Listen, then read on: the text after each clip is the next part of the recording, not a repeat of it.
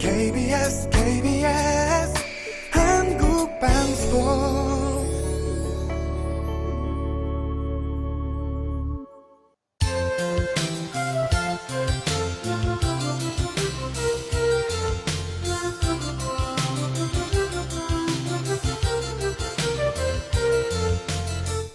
안녕하세요. 경제세미나 박종훈 기자입니다.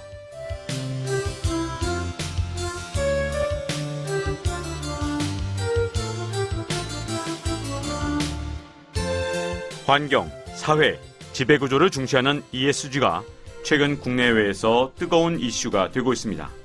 무엇보다 ESG를 바라보는 시선이 확연하게 바뀌고 있는데요.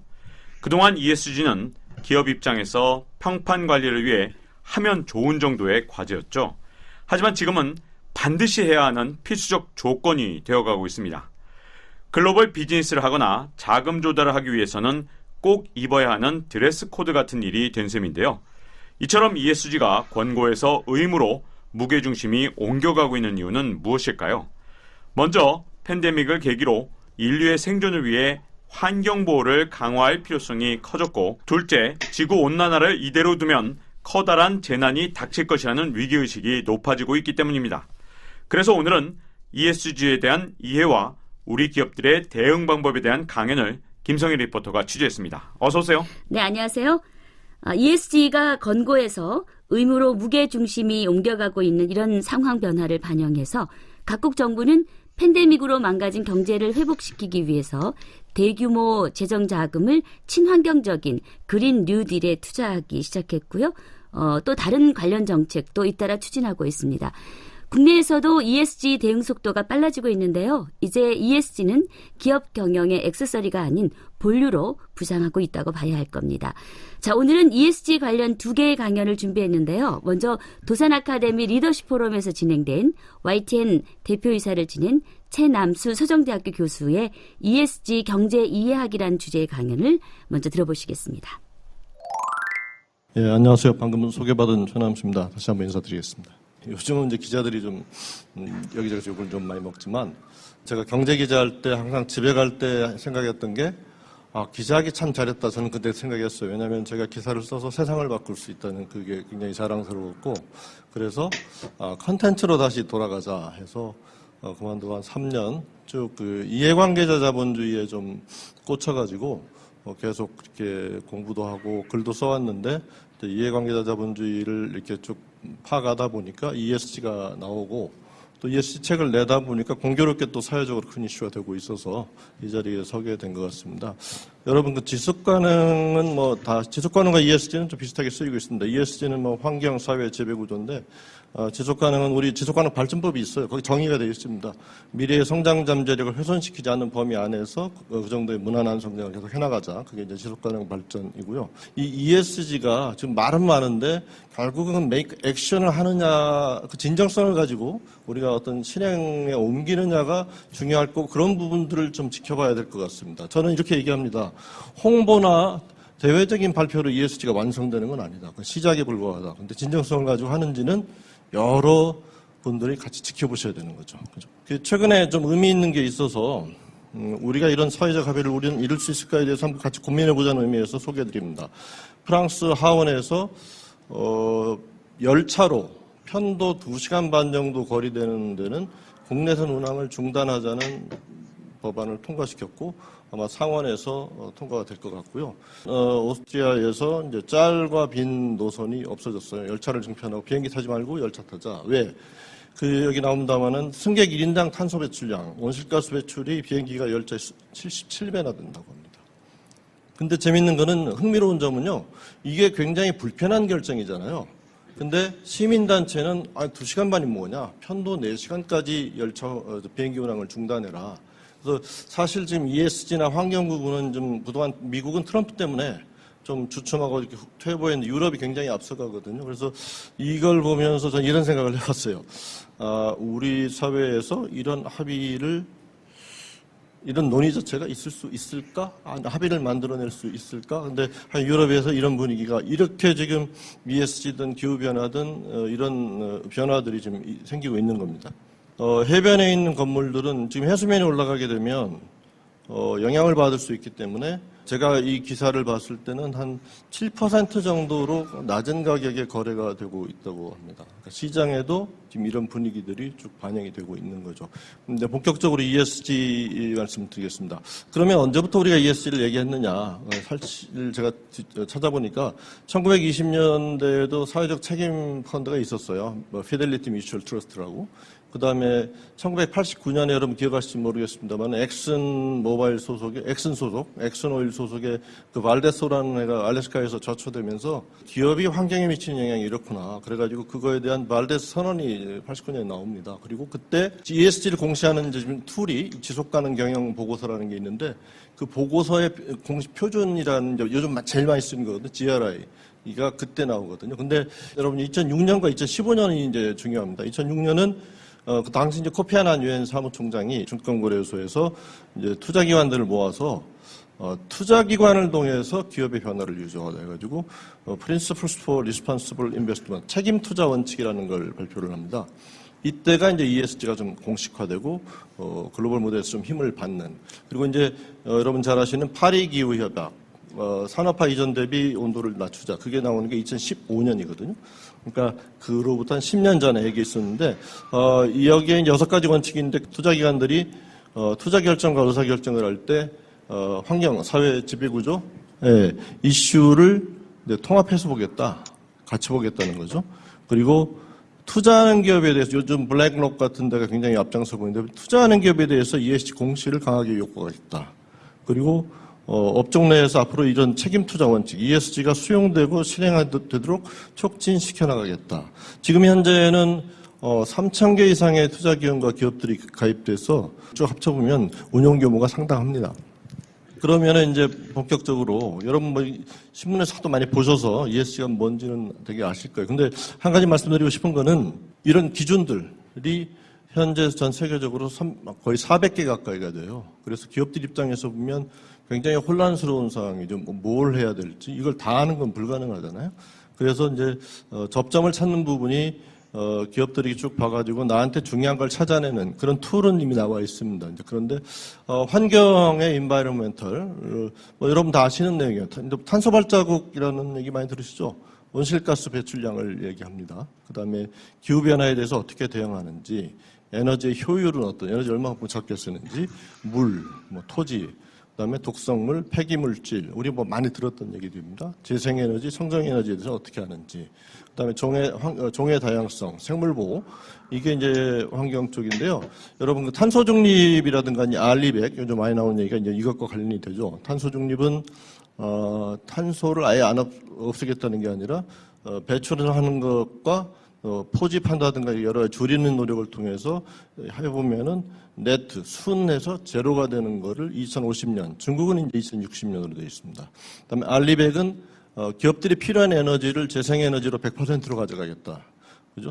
리뉴어블 해가지고 100% 가져가겠다. 이런 캠페인을 하는데 이거 언제까지 하겠다는 걸 이제 발표하는 건데, 탄소 중립 지금 다 얘기하는데 사실 우리나라가 좀 힘든 상황인 거이죠. 왜냐하면 이게 정점 대비 줄일 수 있는 시간이 얼마나 있느냐 했는데 우리는 2018년까지 계속 늘어왔거든요. 그래서 유럽이 이제 2050년까지 줄일 수 있는 그 보면 67년으로 보는데 우리는 32년밖에 되지 않아요. 이게 굉장히 숙제가 될 겁니다. 사실 2050년이 멀어 보이지만 왜 그러냐면 특히 저희가 제조업 산업 비중이 높습니다. 특히 이제 탄소를 많이 배출해내는 게 철강, 시멘트 이런 데인데 그 비중이 높아서 32년에 이걸 줄이려면 얼마만큼 많은 노력을 해야 되는지 기술도 필요할 거고 기업들의 변화도 필요할 거고 이게 또 코스트로 또 너무 높아지게 되면 경쟁력의 이슈가 생길 거고 그런데 이런 이슈가 좀 있죠. 그다음에 사회의 경우에는 이해관계자 자본주의 얘기하잖아요. 주주익만 극대화하는 주주자본주의 그만하고 이해관계자 그러면은 뭐 고객, 거래기업, 근로자, 지역사회 뭐 이런 이분들의 이익을 존중하고 소통하는 경영을 하고 있느냐. 그래서 내용을 보게 되면 이제 근로자의 참여, 포용성, 그다음에 요즘 많이 나오는 안전 문제, 또 소비자에 대해서는 제품의 안전, 그다음에 요즘 많이 얘기되는 데이터 보안이 잘 지켜지는지, 그다음에 시민단체와 잘 소통하고 정부하고 또 지방정부, 중앙정부 다 되겠죠. 소통하는지. 이게 이제 사회 이슈고요. 지배구조 이슈는 이제 이 사회의 구성에 요즘 많이 나와 여성이 들어가 있는지, ESG 전문가가 들어가 있는지, 의사결정 과정은 투명한지, 그다음에 뭐 공정거래를 하는지, 주주와의 관계는 어떤지, 또 뭐 투명 경영, 부패 문제, 로비 문제 다 들어가 있는데요. ESG는 홍보와 선언으로 완성되는 게 아니다. 실제 실행이 돼야 돼. Make actions 얘기했잖아요. 그러려면 저도 기업에도 좀 있어봤습니다만은 CEO의 의지가 중요하다. 그다음에 이 사회의 관리 감독이 중요하다. 이 이슈가 결국은 상당히 중요해질 거다. 가다 보면 안 되는 데가 많이 나오지 않겠어요? 근데 우리 현황은 어떠냐면은, 사실 저희는 초기 단계로 보는 게 좋습니다. 많은 위원회를 만들고 하지만은 실상은 초기 단계입니다. 유럽이 굉장히 빠르고 미국은 이제 바이든이 들어서면서 시동이 걸리고 있습니다. 그래서 선언은 많이 하고 있지만 아직 실제는 갈 길이 굉장히 멀다. 이렇게 보시면 되겠습니다. 제일 지속가능 기업이 많은 대륙이 유럽입니다. 역시 유럽이 앞서갔기 때문에 유럽이 제일 많고요. 한국 기업들은 100개 중 2개죠. 아직 갈 길이 멀고요. 여기 1위 기업이 그 덴마크의 오르스테드라는 기업이에요. 그래서 조금 이렇게 리서치를 제가 해보니까 굉장히 흥미롭더라고요. 이 기업은 저희가 배울 게 많고 그래서 제가 좀 리서치를 해서 나중에 글을 써볼까 하는데 전통적인 화석 연료 기업이었어요. 근데 그 CEO가 이대로 가서는 안 되겠다 일찌감치 생각을 하고 그 이해관계자하고 쭉 소통을 하면서 자기 기업에 대해서 개선할 점들을 쭉 묻습니다. 그 과정을 거쳐서 이 사회에서 중요하게 추진할 것들을 우선순위를 가린 다음에 쭉 추진해가지고요. 그 전통적인 화석 연료 기업이 지금 세계 최대의 풍력 기업이 됐어요. 비즈니스 모델을 완전히 ESG로 바꿔버린 거죠. 그래서 이게 어떤 우리가 뭐 어디 가서 쓰레기 줍고 밖으로 비춰지는 이런 활동이 ESG가 아니라 지금 ESG가 요구하는 거는 비즈니스 모델을 바꾸라는 얘기입니다. 가치설 전반에 ESG를 넣으라는 거죠. 여러분 아시는 CSR은 뭐죠? CSR은 이익이 내는 과정에 대해서는 뭐 이렇게 관심이 크지 않아요. 이익을 낸 다음에 남은 이익을 가지고 기업 평판 활동 개선을 하는 거잖아요. 근데 ESG는 그렇지 않습니다. 이거는 원료 채취부터 제조하고 유통하는 모든 전반 과정 ESG를 넣어서 기업의 가치를 끌어올려라. 비즈니스 모델로 바꿔라. 이런 요구입니다. 조금 더 이제 구체적인 얘기로 들어가 보면 그러면 ESG는 2006년에 나왔는데 왜 지금 이렇게 떠들썩하게 얘기가 되느냐. 근데 그동안에는 그러니까 하면 좋은 정도였어요. 하면 좋은 정도. 근데 지금은 안 하면 안 되는 거. 그래서 뭐 이제 차량으로 얘기하면 선택 사양이 아니라 이제 기본 사양이 돼버린 거죠. 그래서 많이 뭐 이거는 제가 얘기한 건 아니고 어디 컨설팅 회사에서 한번 하신 분인데 저는 공감이 돼서 비즈니스의 드레스 코드다. 우리가 드레스 코드를 제대로 갖추지 않으면 파티에 들어갈 수 없잖아요. ESG라는 옷을 입지 않으면 이제 앞으로 글로벌 비즈니스 하기 좀 어려워지고 공급 체인에 들어가기 어려워지고 그다음에 자본시장에서 자금 조달할 때 불리해지고 뒤에서 말씀드리겠습니다. 요즘 너무 이제 투자자들 중심으로 얘기하는데 실제로 굉장히 광범위하게 퍼져가고 있습니다. 그래서 이거 안 하게 되면 그럼 상장 기업만 문제가 될까? 아닙니다. 이게 상장 기업이 아니고 적어도 자금을 조달하고 수출하는 공급 체인에 들어가 있으면 그게 중견 기업이든 중소기업이든 피해갈 수는 없어요. 시간의 차이는 있겠지만 저는 그렇게 보고 있습니다. 그래서 그 얘기를 좀 드리려고 하는데 왜냐면은요 보통 우리 ESG를 얘기할 때 BGM이라고 얘기합니다. 근데 궁극적으로 예를 들어서 엑슨 발데스라는 회사가 환경에 문제를 일으켰을 때 기업 가치가 뚝 떨어졌거든요. 요즘 또 예를 들어서 안전 문제가 이슈가 되면 주가가 뚝 떨어지는. 그래서 궁극적으로는 ESG는 비재무가 아니라 재무 리스크다, 투자 리스크다라고 이렇게 보고요. 또 얼마 전에 샌프란시스코 FRB, 중앙은행의 FRB에 있는 거기가 이 기후 변화는 금융 리스크다. GDP도 떨어질 수 있고 기업 가치도 떨어질 다 이렇게 보고 있습니다. 그래서 ESG는 재무 리스크다 이렇게 보는 거죠. 그러면 왜 하면 좋은 것 정도였는데 안 하면 안 되는 걸로 됐냐? 크게 이제 큰 매크로한 관점에서 세 개를 짚어드리면, 뭐 여러분 잘 아시다시피 이제 팬데믹 통해서 환경이 얼마나 중요한지 알게 됐잖아요. 그리고 이제 파리 기후 협약 때 우리가 이렇게 약속을 합니다. 산업화 이전 대비 온도 상승폭을 1.5도로 억제하자. 산업화 이전이라는 건 1850년대부터 1900년도 정도를 얘기합니다. 그 대비 1.5도. 근데 1.5도가 주는 느낌이 어떨까요? 이게 쉬울까 어려울까 이런 얘기를 해보는데 지금 이대로 가게 되면은 금세기 말에 3도씩 올라간다고 합니다. 그러니까 쉬운 과제 아니죠. 왜 요즘 기후변화가 얘기되고 탄소 중립을 얘기하는 게 이런 긴박성이 있어요. 어떤 재앙이 닥칠지 지금 몰디브 같은 데는 이제 나라가 잠길 것 같으니까 플로팅 시티 이제 아이디어가 나오잖아요. 아예 다 물 위에 떠서 살자 해가지고 얼마 전에 그런 기사가 나왔어요. 플로팅 시티 계획, 이제 그 정도로 위기의식이 있는 거죠. 그 다음에 2019년 하반기에 굉장히 중요한 선언이 하나 나옵니다. 스테이크홀더 캐피털리즘, 이해관계자 자본주의 선언이 나오는데요. 보통 뭐 이해관계자 자본주의 하면은 이제 뭐 정부적인 정당에서 물론 뭐 얘기를 합니다. 하지만 이때 선언의 주체는 저희 전경련에 해당되는 미국의 비즈니스 라운드 테이블. 여러분 아시는 분 다 들어있어요. 애플의 팀 쿡, 아마존의 제프 베조스, 181명이 이 시즌 19년 하반기에 서명을 해가지고 올립니다. 선언. 주주자본주의 그만하고 이해관계자 자본주의로 가야 되겠다. 왜? 저희가 이제 주주자본주의 하면은 이제 회사의 주인은 주주다. 그래서 주주의 이익을 극대화하는 것만 잘하면 된다. 그게 이제 밀턴 프리드만이 작년에 의미 있는 해에서 1970년에 프리드만 독트린을 뉴욕타임스에 발표합니다. 그러니까 50년이 된 해가 작년이었죠. 근데 저희가 이제 프리드만 얘기하면서 이제 시장의 자유 이렇게 여러 가지 얘기를 하지 않습니까? 근데 사실 글 읽어보면, 지금 기준에서 보면 맞지 않는 얘기도 많아요. 사회적 책임 활동 자체는 사회주의라고 얘기합니다. 기업이 뭐 이익만 잘 내면 됐지 왜 뭐 사회적인 책임 활동을 하느냐. 그거 사회주의다 이렇게 얘기하거든요. 근데 세월이 바뀌니까 개념이 자꾸 달라지는 거죠. 그래서 2019년 하반기에 이제 미국 재계가 선언한 이해관계자 자본주의는 이제 그런 거 양극화 폐해가 너무 컸잖아요. 그래서 고객에게 가치 전달, 근로자의 투자, 거래 기업을 공정하고 윤리적 대우, 지역사회 지원, 주주를 위해 장기적 가치 창출. 너무 당연한 얘기였죠. 근데 여기서 유념해야 봐야 될 거는요. 그동안은 주주만 얘기했어요. 이런 선언을 한 2, 3년 만에 한 번씩 하거든요. 근데 1등이 고객입니다.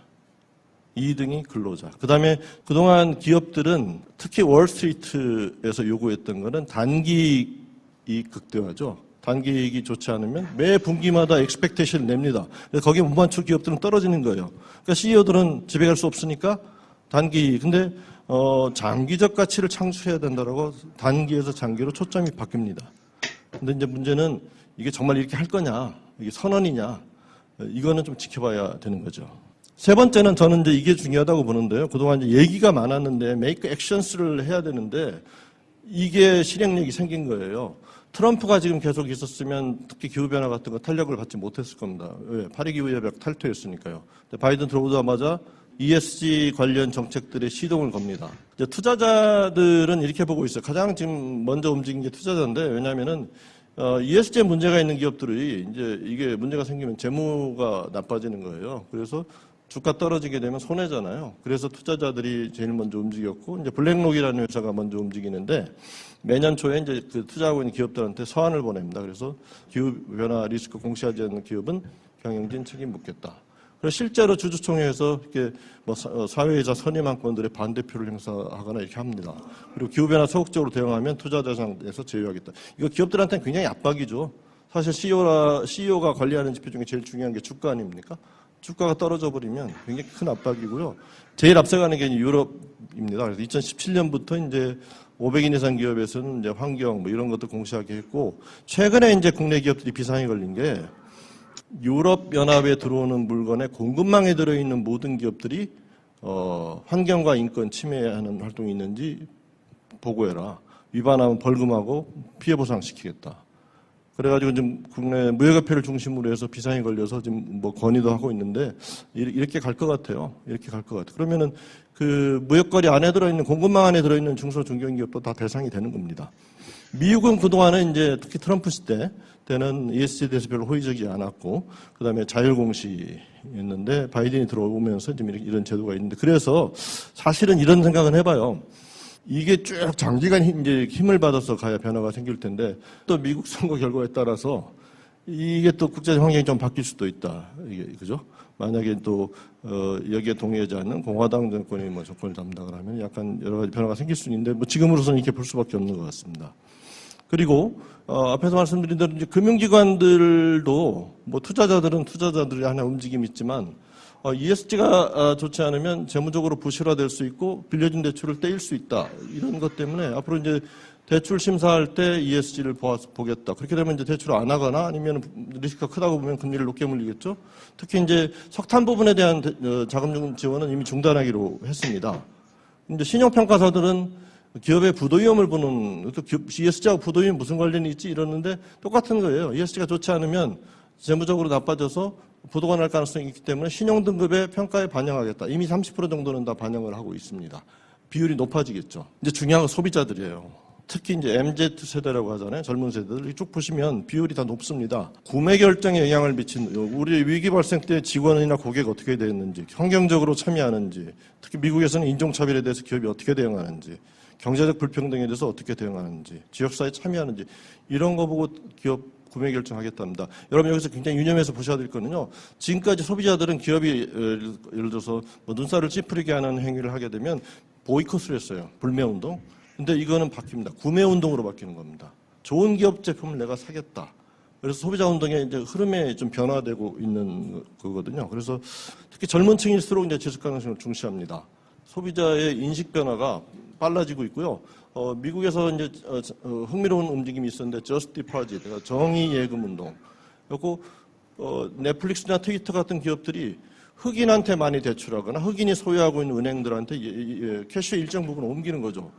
이제 이런 흐름이 되다 보니까 그 나중에 45세 이하 투자자 80%가 우리가 참여하겠다. 자산의 1%는 이들 은행으로 옮겨서 흑인들한테 많이 대출이 되도록 하겠다. 이런 이제 움직임들이 본격적으로 가시화될 수 있는 겁니다.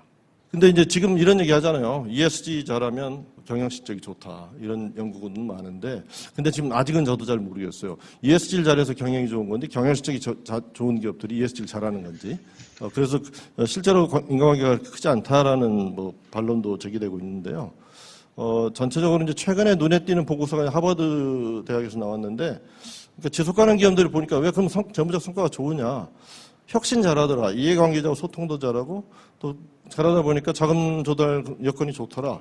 회사에 자부심이 있으니까 근로자들이 열심히 일하고 우수한 인재들이 몰려들고 또 규제에 대해서 잘 대응하고 뭐 이런 고객들이 또 브랜드 충성도가 있고 이런 인과관계에 의해서 재무적 성과가 좋은 거다. 뭐 이런 연구 결과가 최근에 나와서 소개해드리고요. 여러분 지금까지 우리는 재무 성과만 좋은 기업은 다 좋은 기업이라고 생각했어요. 근데 지금 ESG의 정신은 재무 성과도 좋고 ESG도 좋은 doing well by doing good. 좋은 일 하면서 성과도 좋은 기업을 그러니까 어떻게 보면은요. 더 까다로워지는 겁니다. 예를 들어서 재무 성과는 좋은데 ESG가 나쁜 기업은 이제 더 이상 지속 가능하지 않다고 보는 거죠. 근데 고민해 볼 부분이 이거예요. 사실 저희가 여기서 고민해 볼 부분은 이익은 그렇게 많이 내지 못하는데 ESG는 잘해요. 그거 어떻게 해야 될까요?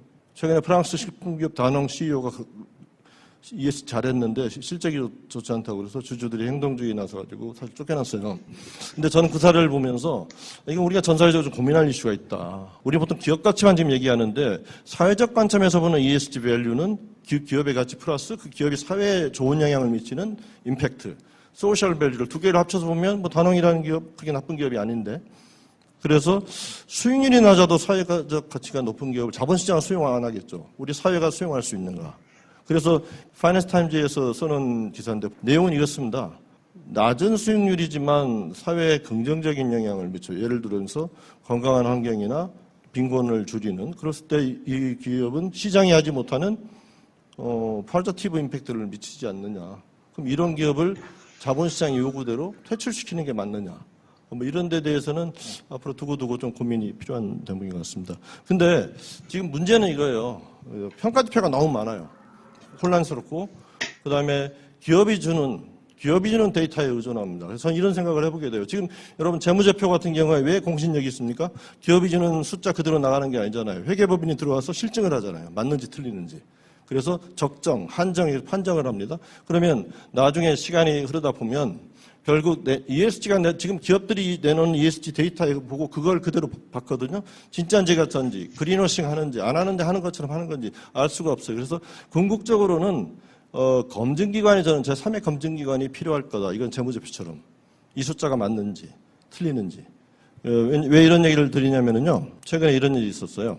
환경단체가 이제 엑슨모빌이나 암코가 광고를 하는데 지금 이 기업들 위기죠. 전통적인 화석연료 기업이니까 굉장히 녹색 활동을 많이 하는 걸로 했는데 실제 보니까 뭐 투자의 90%가 여전히 석유 가스 활동이더라. 이렇게 해서 BP가 광고를 내렸습니다. 이제 이런 식의 우리가 보통 그린워싱, 친환경 위장 활동이라고 그러죠. ESG 데이터에 대한 검증도 필요한 다는 여론들이 이제 생기지 않을까 이렇게 생각을 해보고요. 그래서 지금 이제 표준화를 위한 뭐 여러 가지 노력들이 진행되어 있고 궁극적으로는 재무제표 안에 수치화돼서 이렇게 들어가는 식으로 통합돼서 공시가 되는 작업을 지금 진행이 되고 있고 저는 그게 표준화의 완결이라고 생각합니다. 투자기관들이 정확히 볼 수 있는 계량화된 지표로 뭐 전체가 계량화되기는 어렵겠지만 재무제표 안에서 들어가면 하나만 쭉 보면 되잖아요. 그리고 그렇게 들어가게 될 때는 분명히 회계법인의 검증이 들어갈 겁니다. 이제 그런 시대로 가지 않을까. 그리고 그런 것들이 제가 아까 말씀드린 대로 미국과 EU가 글로벌 룰을 세팅할 가능성이 크다. 저는 이렇게 보고 있습니다. 저희가 저성장일 때는 또 다른 나라도 저성장일 때는 일자리가 급하고 성장이 안 되기 때문에 그냥 절대적인 성장치만 높아지면 행복했어요.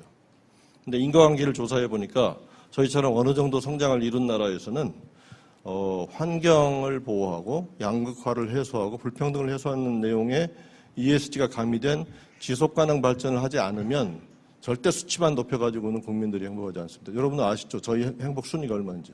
50이 됩니다. 근데 내용 보면은 좀 안타까워요.